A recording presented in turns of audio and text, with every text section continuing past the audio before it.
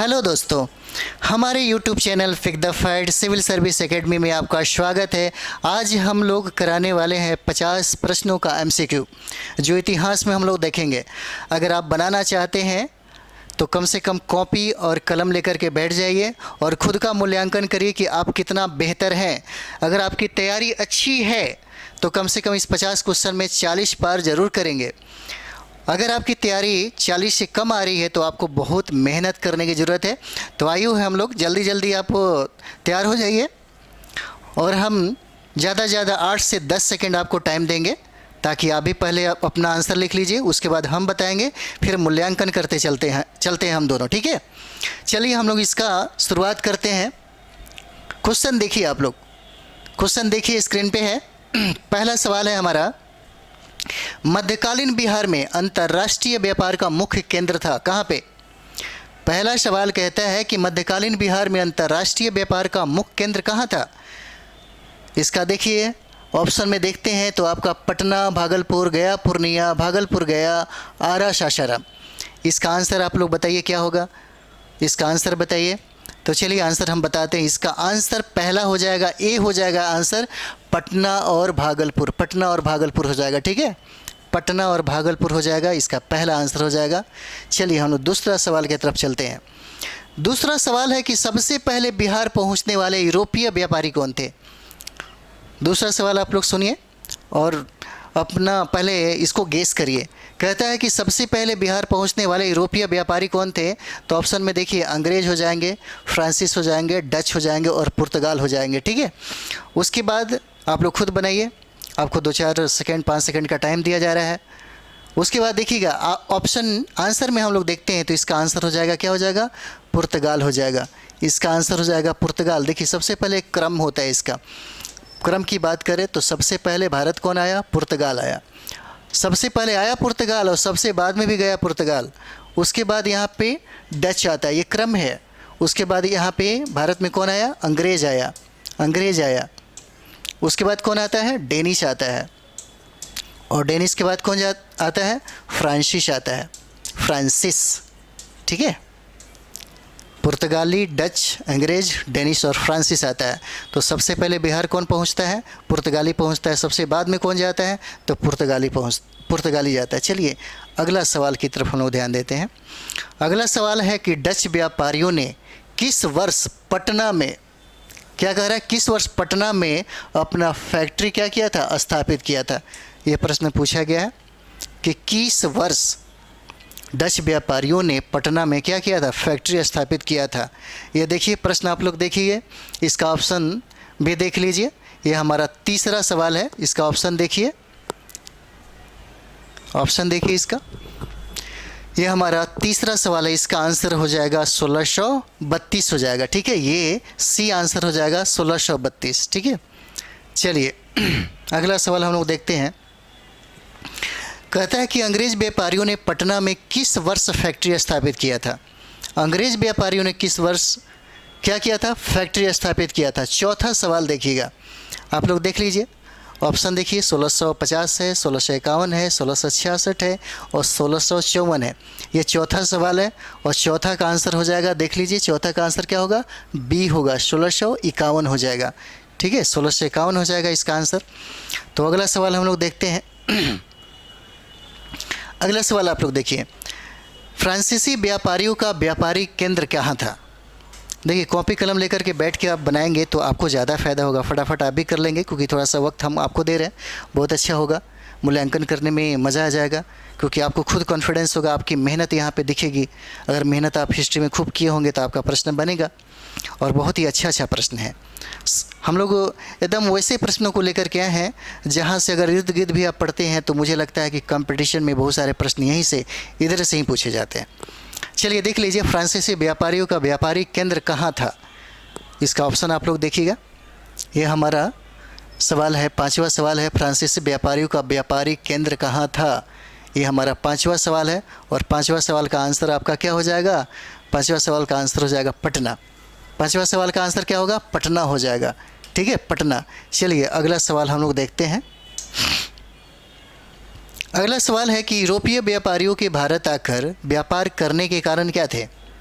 यूरोपीय व्यापारियों के भारत आकर व्यापार करने के कारण क्या थे?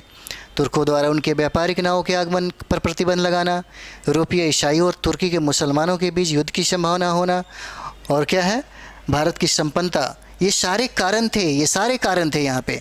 इसलिए सारे कारणों में देखें तो उपर्युक्त में से सभी इसका आंसर हो जाएगा, डी आंसर हो जाएगा। ठीक है, डी आंसर होगा। चलिए अगला हम लोग सवाल देखते हैं। कहता है कि किस मुगल शहजादे ने बिहार के यूरोपीय व्यापारियों को भ्रष्ट तरीकों से खालसा भूमि प्रदान करने लगा था? बताइए कौन ऐसा मुगल शहजादा था जो क्या किया कि यूरोपीय व्यापारियों को भ्रष्ट तरीकों से खालसा भूमि ही देने लगा। खालसा भूमि का मतलब होता है सरकारी भूमि। इसका मतलब क्या होता है? सरकारी भूमि होता है। ठीक है, तो आप लोग बताइए इसका आंसर क्या होगा? बताइए आंसर क्या होगा?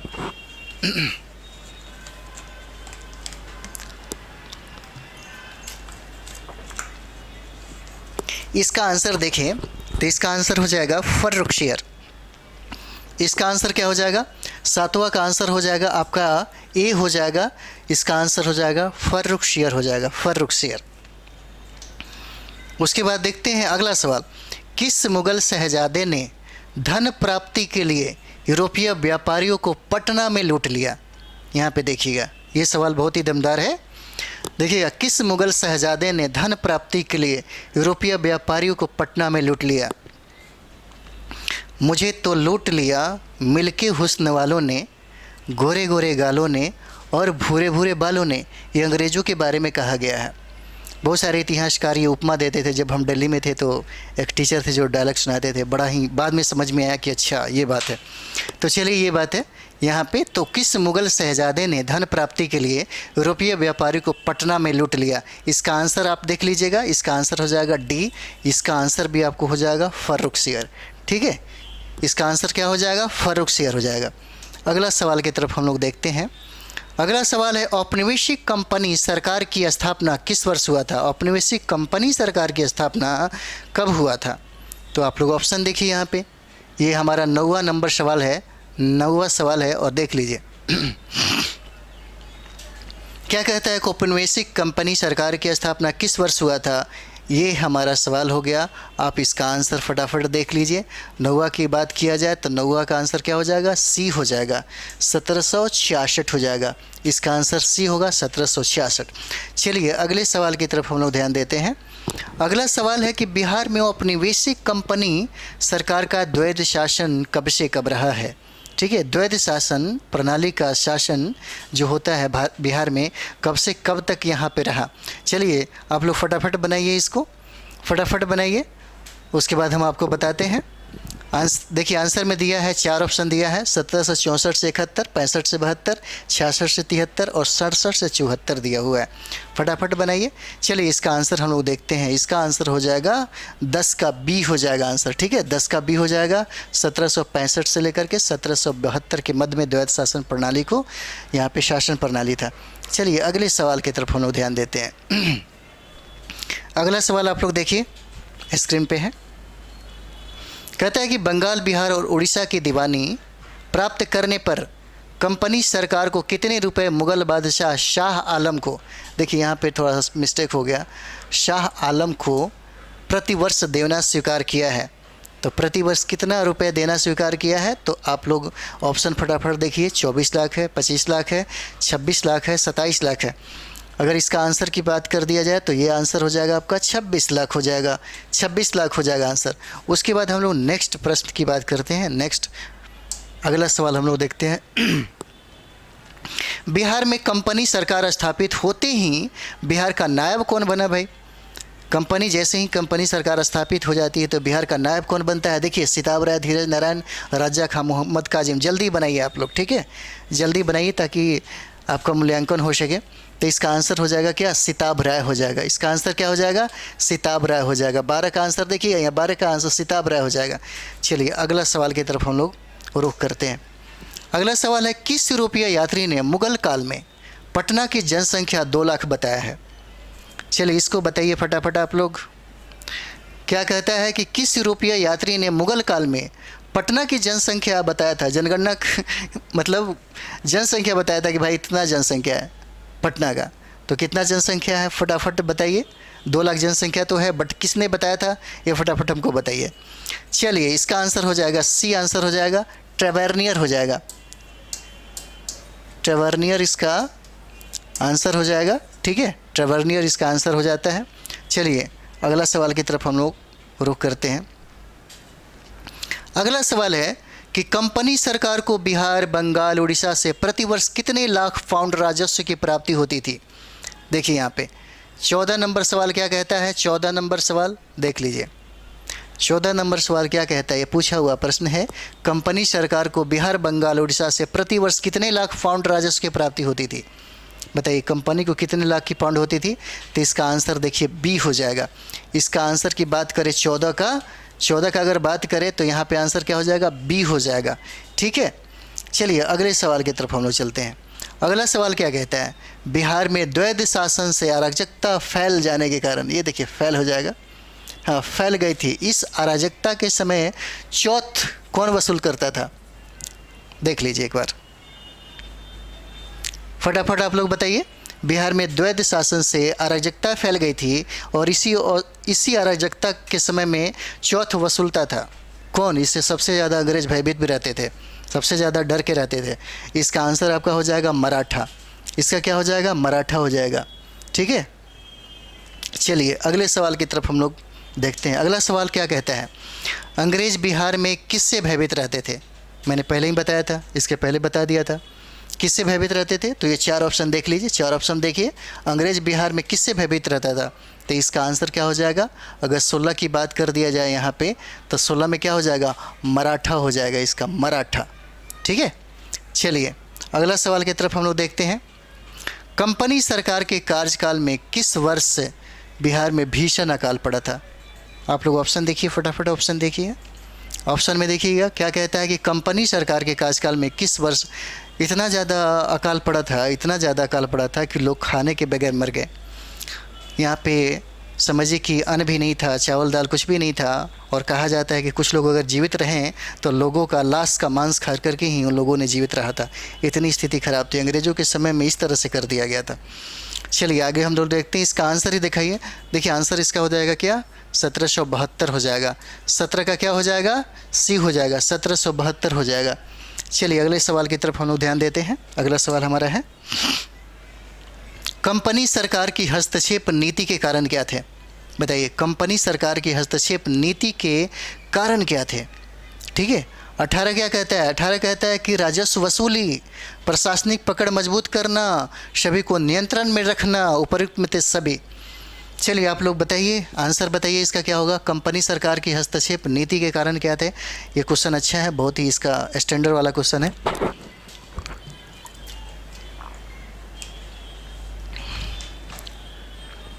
इसका क्या हो जाएगा, उपयुक्त में से सभी हो जाएगा, उपयुक्त में से सभी हो जाएगा, ठीक है, उपयुक्त में से सभी हो जाएगा। चलिए अगले सवाल की तरफ हम लोग चलते हैं। अगला सवाल क्या कहता है अगला सवाल कहता है कि बिहार में नोनिया विद्रोह, नोनिया विद्रोह कब हुआ था, 1717 से लेकर के 1800 के मध्य में नोनिया विद्रोह हुआ था।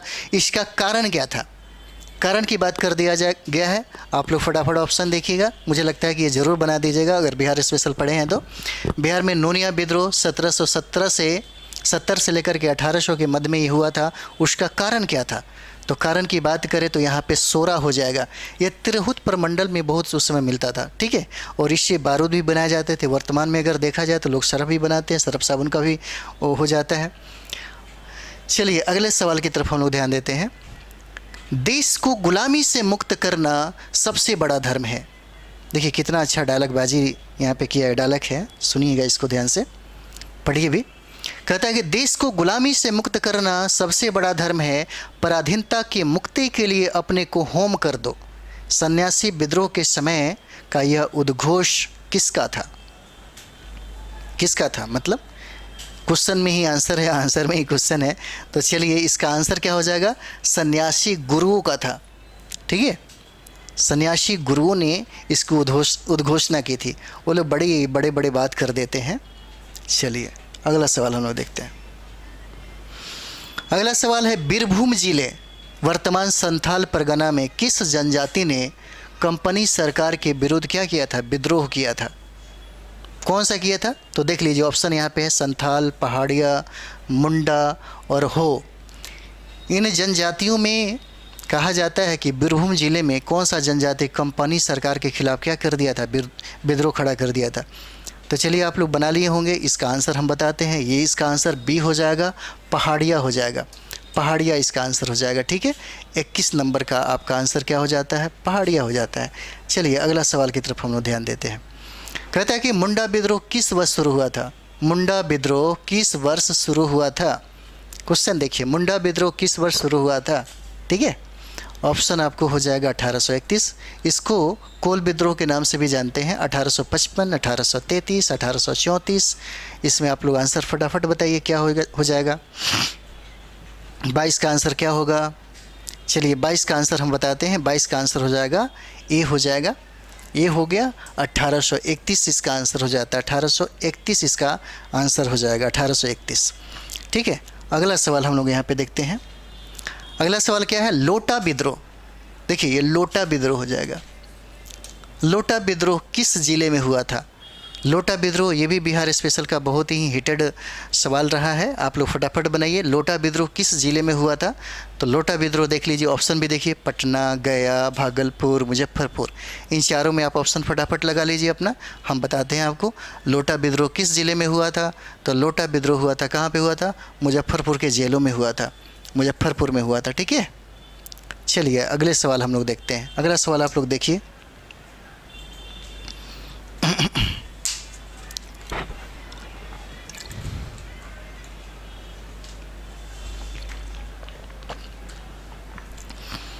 क्या कहता है? 24 नंबर सवाल क्या कहता है? संथाल विद्रोह किस वर्ष प्रारंभ हुआ? 1854, 1855, 1856, 1857। कब हुआ था?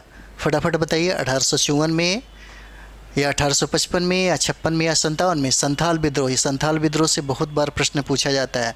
24 नंबर सवाल है। इसका आंसर क्या हो जाएगा? 1855 हो जाएगा।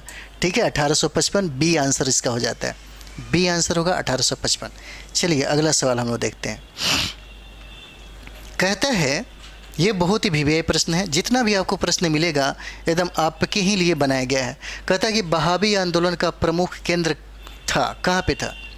बहावी आंदोलन का प्रमुख केंद्र कौन था? भागलपुर, गया, मुजफ्फरपुर, पटना। चलिए ये बताइए, आप लोग फटाफट बताइए, बहावी आंदोलन का प्रमुख केंद्र कौन था? भागलपुर, गया, मुजफ्फरपुर, पटना। इसका आंसर आपको क्या हो जाएगा? पटना हो जाएगा। पटना आंसर हो जाएगा। ठीक है, चलिए अगला सवाल की तरफ हम ध्यान देते हैं। अभी बहुत क्वेश्चन है। ये वाला क्वेश्चन आप लोग देखिए, फटाफट देखिए क्वेश्चन। मगध राजवंश का प्रतापी राज बृहद्रथ का उल्लेख कहाँ मिलता है? देखिए बृहद्रथ का उल्लेख तो ऐसे इतिहासों में इसका जिक्र नहीं किया गया है, लेकिन महाभारत में देखेंगे तो इसका जिक्र मिलेगा, पुराणों में देखेंगे तो जिक्र मिलेगा, बौद्ध ग्रंथों में देखेंगे तो जिक्र मिलेगा। चलिए हमने बता ही दिए, इसका आंसर आपको हो जाएगा डी हो जाएगा। ठीक है, डी हो जाएगा, इसका आंसर डी हो जाएगा। ठीक है, डी हो जाएगा। चलिए अगला सवाल हम लोग देखते हैं। यहाँ पे अगला सवाल है कि मगध सम्राट जरासंघ, ठीक है, आप यहाँ देखिए जरासंघ का उल्लेख कहाँ हुआ है? आप लोग फटाफट बताइए, हम फिर बताते हैं। देख लीजिए आप लोग, क्वेश्चन देखिए, क्वेश्चन देखिए आप लोग। ठीक है, मगध सम्राट जरासंघ का उल्लेख कहाँ हुआ है? फिर उसके बाद ऑप्शन आप लोग देखिएगा। भागवत पुराण है, महाभारत है, बौद्ध ग्रंथ है। तो इसका आंसर आपको हम बताते हैं डी आंसर हो जाएगा। उपयुक्त में से क्या हो जाएगा? सभी हो जाएगा। ठीक है, चलिए अगले सवाल की तरफ हम लोग ध्यान देते हैं। देखिए जितना क्वेश्चन आप बना सके, अगर आप सेट मार रहे हैं तो कोशिश करिए अपने दिमाग को एकाग्र करके इसको बनाने का।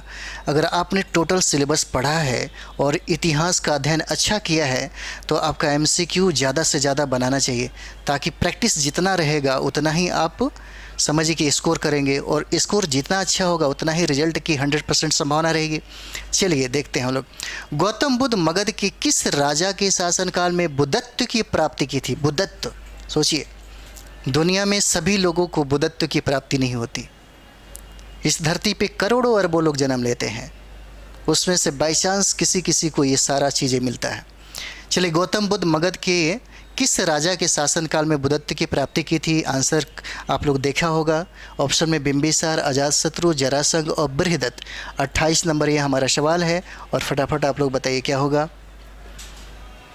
बताइए क्या होगा। इसका आंसर की अगर बात करें तो ये बिंबिसार हो जाएगा, बिंबिसार। ठीक है, बिंबिसार को हर्यक वंश का क्या बोला जाता है? वास्तविक सम्राट बोला जाता है, शासक बोला जाता है। और इन्होंने बहुत बड़ा काम किया है। ये ज़्यादा जो प्राचीन भारत के इतिहास में देखेंगे तो शूद्रों की राज सबसे ज़्यादा आपको ग्रंथों में मतलब पढ़ने को मिलेगा। और उनके पुत्र ने क्या किया था? अजातशत्रु ने इनकी हत्या करके गद्दी को प्राप्त की थी और फिर इनके पुत्र ने इनकी हत्या कर दी थी। चलिए अगला सवाल हम लोग देखते हैं। ज़्यादा डिस्कशन ना दें, क्योंकि भाई डिस्कशन कभी कभी आपको मिलेगा, आप देखिएगा। तो यहाँ पे पहले फटाफट आप बना लीजिए ताकि आपको लगे कि हमारा कितना मूल्यांकन सही हो रहा है, कितना गलत हो रहा है। क्योंकि अगर स्कोर जितना अच्छा रहेगा, 40+ अगर पार करिए तो सोचिए आपकी तैयारी अच्छी है। चलिए सवाल ये है कि मगध सम्राट बिंबिसार को श्रेणी, यहाँ देखिएगा, यहाँ श्रेणिक कहा गया, श्रेणिक। ठीक है, श्रेणिक क्यों कहा जाता है? 29 नंबर सवाल क्या कहता है? क्यों कहा जाता है? देख लीजिए फटाफट, देखिए आपके सामने ऑप्शन है, फटाफट देखिए आपका ऑप्शन क्या है।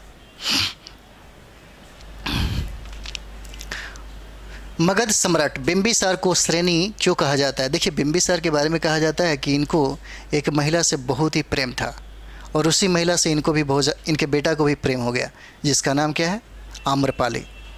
ये वैशाली की नगर वधू के नाम से प्रसिद्ध थी, बहुत ही खूबसूरत थी। उनकी खूबसूरती का बखान बहुत सारे लेखकों ने किया है। ठीक है, और उनकी वजह से ही बहुत सारा मतलब समझिए कि बेटा और बाप में बहुत ज़्यादा प्रॉब्लम हो गया था। चलिए आगे देखते हैं, बिंबिसार को श्रेणी क्यों कहा जाता है? इसका आंसर ए हो जाएगा, इसका आंसर ए हो जाएगा। अस्थाई सेना बना रखी थी इसलिए। और कहा जाता है, देखिएगा बिंबिसार ये पहला सम्राट था जिसके पास अपना अस्थाई सेना था। ठीक है, हाथियों का भी अपना सेना था। चलिए अगला सवाल हम लोग देखते हैं, अगला सवाल हम लोग देखते हैं।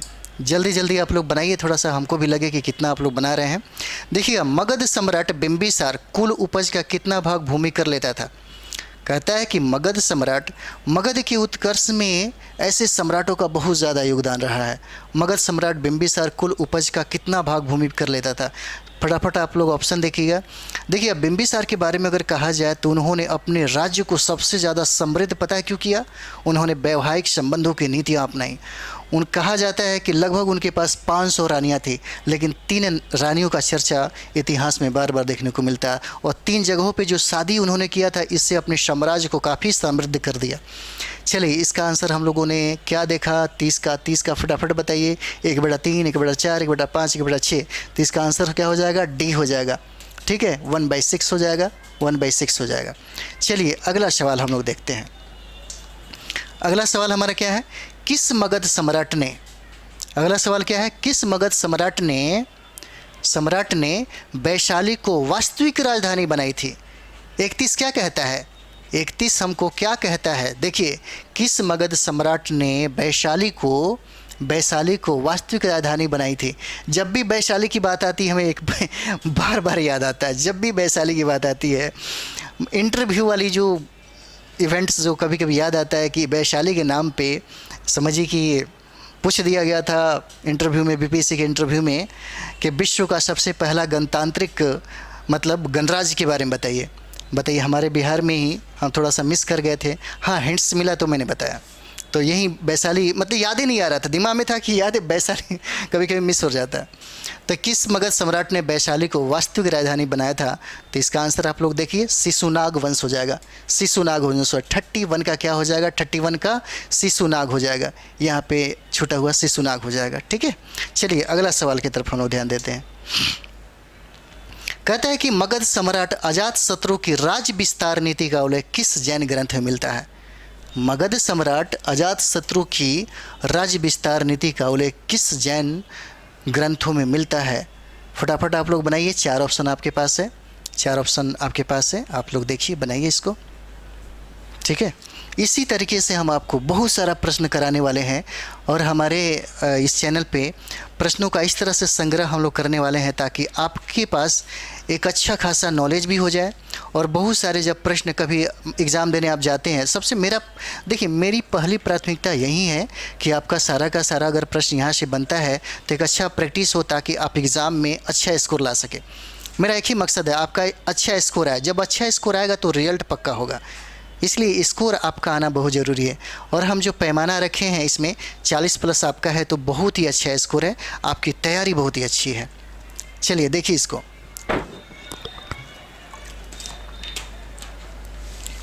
हम लोग टेस्ट भी लेते हैं यहाँ पे, तो टेस्ट में भी स्टूडेंट लोग बाई चांस से कोई टॉप करता है, सभी का एवरेज ही मार्क्स रहता है। तो एवरेज में क्या, बहुत सारे लोग हैं, जैसे बीपीएससी का फॉर्म में 3 लाख 2.5 लाख लड़के भरेंगे, लेकिन देख लीजिए सेट का 10 गुना ही रिजल्ट देगा ना। चलिए आगे देखते हैं हम लोग। इसका आंसर हो जाएगा नियरावली सूत्र हो जाएगा, नियरावली सूत्र हो जाएगा। इसका आंसर क्या होगा, ए हो जाएगा, ए आंसर हो जाएगा। चलिए अगला सवाल हम लोग देखते हैं। किसके शासनकाल में द्वितीय बौद्ध संगीति का आयोजन वैशाली में हुआ था? ठीक है, 33 नंबर सवाल क्या कहता है, 33 नंबर सवाल क्या कहता है, देखिएगा। किसके शासनकाल में द्वितीय बौद्ध संगीति का आयोजन वैशाली में हुआ था? तो फटाफट आप लोग आंसर दीजिए इसका। ये बहुत ही ज़्यादा पूछा गया है बीपीएससी में, दरोगा में, और भी सारे कंपटीशन में पूछा गया है। 33 का सवाल आप लोग बताइए, 33 का। ठीक है, तो इसका आंसर क्या हो जाएगा, कालाशोक हो जाएगा, कालाशोक हो जाएगा। देखिए पहला जो हुआ था राजगिरी में हुआ था, इसको थोड़ा बता देते हैं। राजगिरी में हुआ था, और इस समय जो सम्राट थे उनका नाम था अजातशत्रु। जब द्वितीय की बात हुआ तो द्वितीय में शिशुनाग ने वैशाली को अपनी राजधानी बनाई, और उन्हीं के वंशजों ने, कालाशोक ने इसको वैशाली में द्वितीय बौद्ध संगीति का आयोजन किया था। जब मौर्य साम्राज्य की स्थापना होती है तो अशोक सम्राट ने इसको तृतीय जो करता है वो पाटलिपुत्र में करता है। ठीक है, अगर तृतीय की बात करें तो पाटलिपुत्र, अरे यार, ये पाटलिपुत्र करता है। और चौथा की बात करें तो कनिष्क कहाँ करता है, कश्मीर में करता है। कुंडलवन एक जगह है, वहाँ पे बौद्ध संगीति का आयोजन होता है। चलिए हम लोग अगला सवाल करते हैं। अगला सवाल हमारे यहाँ, अगर आप ज्योग्राफी का एमसीक्यू अगर देखेंगे तो अगर ज्योग्राफी पे आपने पकड़ बहुत अच्छा बनाई है, बहुत ही अच्छा जानकारी है, तो आपको लगेगा कि यहाँ पे जितना अच्छा ज्योग्राफी का समझिए कि डिस्कशन होता है, वहाँ कहीं भी आप देख लीजिए।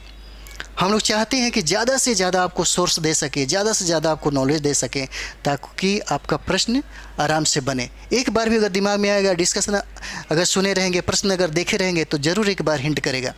चलिए, किस मगध सम्राट को बौद्ध ग्रंथों में उग्रसेन अर्थात प्रचंड सेना का स्वामी कहा गया है?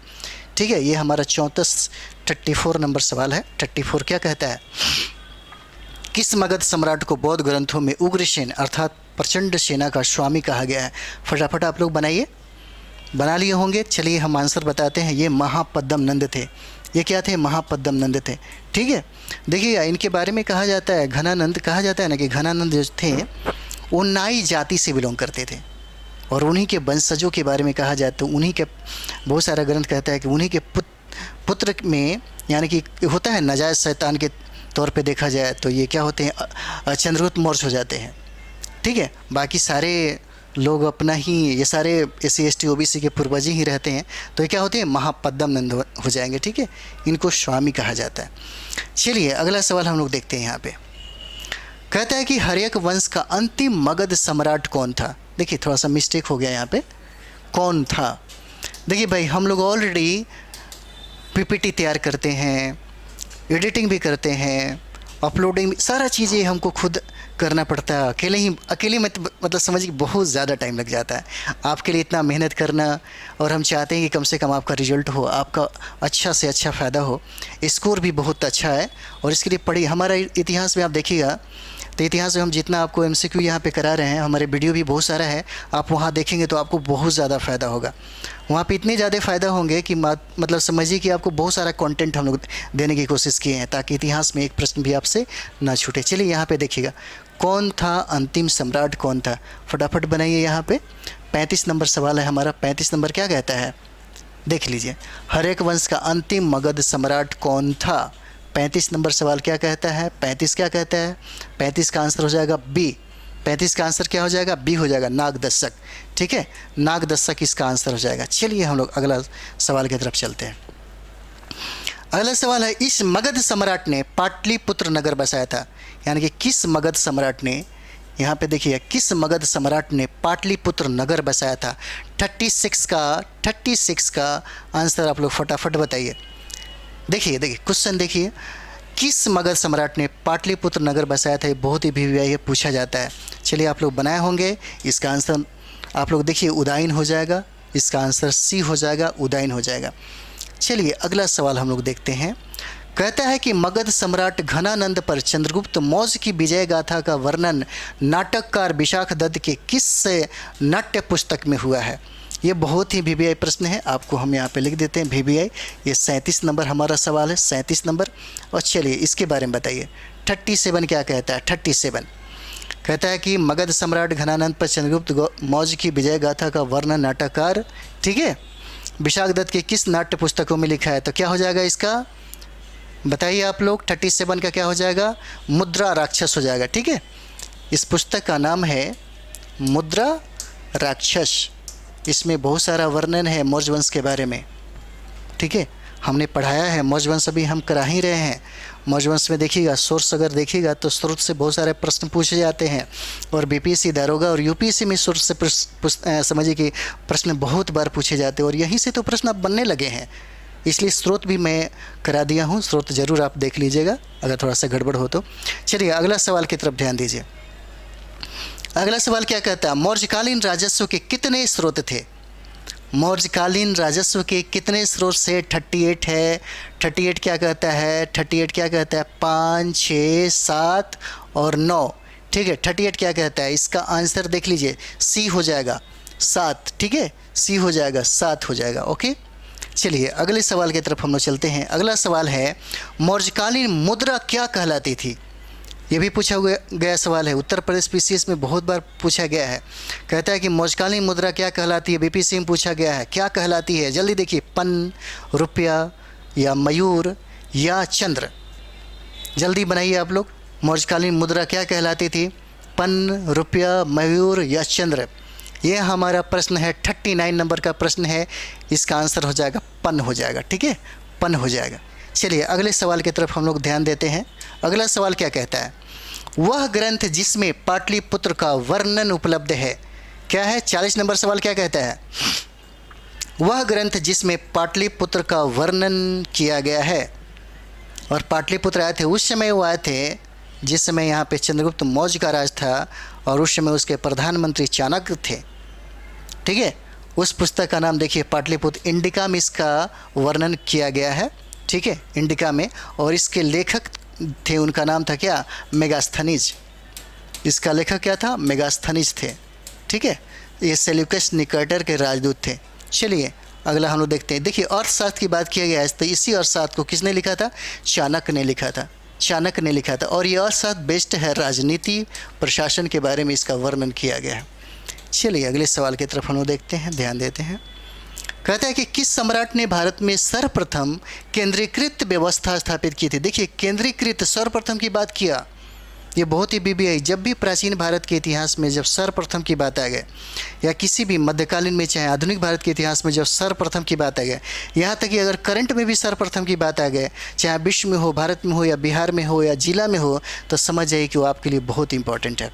तो क्या है, किस सम्राट ने भारत में सर्वप्रथम केंद्रीकृत व्यवस्था स्थापित किया था। ये हमारा 41 नंबर सवाल है। जल्दी आपका इसका आंसर आप बताइए, आपको खुद समझ में आ जाएगा। अखंड भारत को समझिए कि जितने भी महाजनपद है सबको जीत करके उन्हें अखंड भारत का निर्माण किया था। उसका आंसर आपको हो जाएगा चंद्रगुप्त मौर्य हो जाएगा, जिसने मौर्य वंश की स्थापना किया था, ठीक है। चलिए अगला सवाल हम लोग देखते हैं।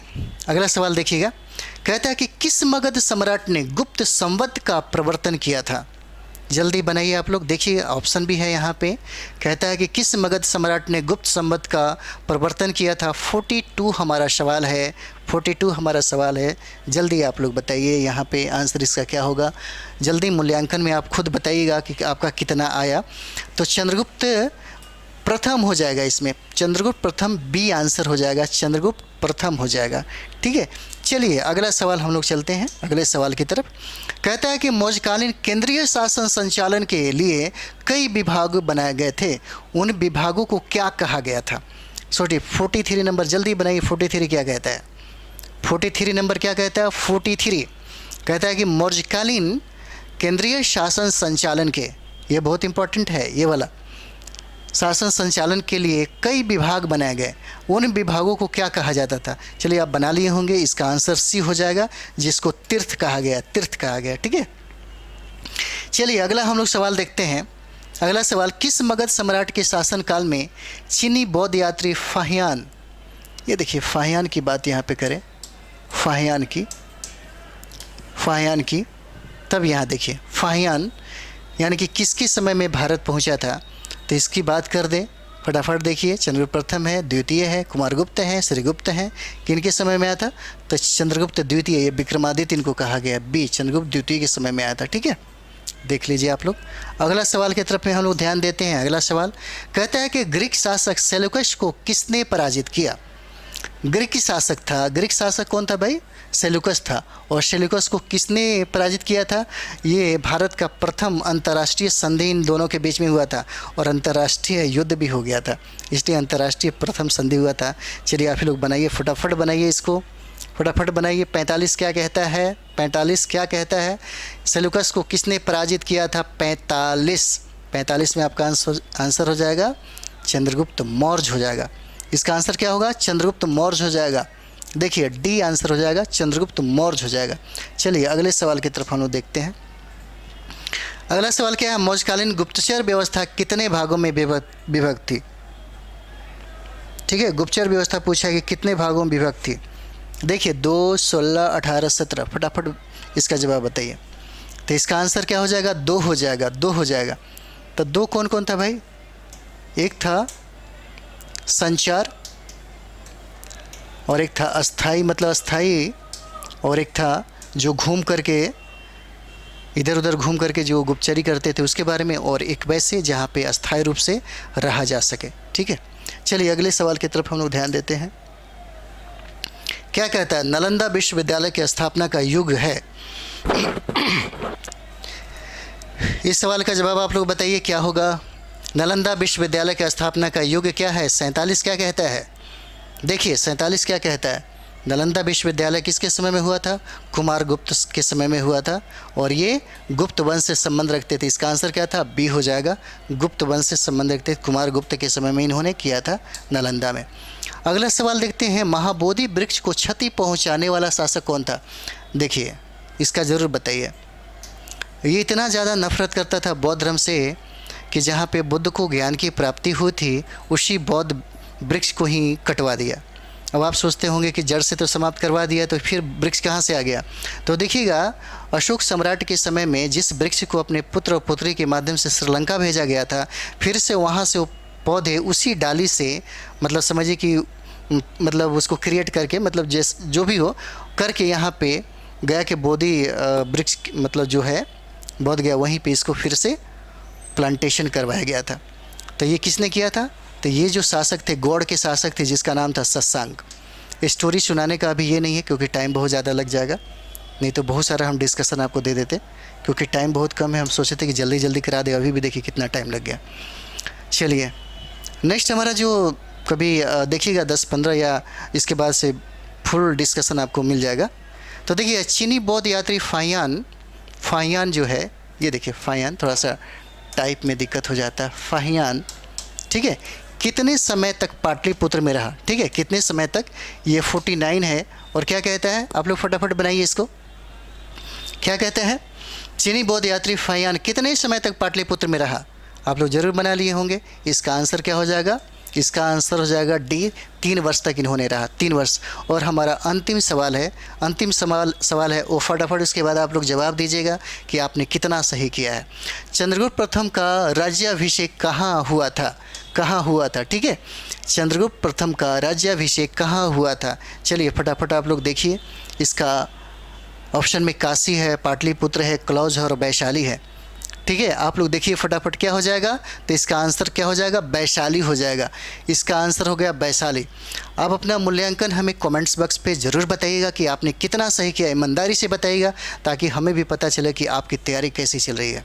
ठीक है, तो हम फिर से अगला सवाल आपको, अगला जो सीरीज है 50 का कराते रहेंगे और फिर नेक्स्ट हमारा जो है 150 का होगा और फिर दारोगा के लिए 100 क्वेश्चन का मतलब समझिए कि सीरीज और टेस्ट और मॉक जो है MCQ है वो आते रहेगा।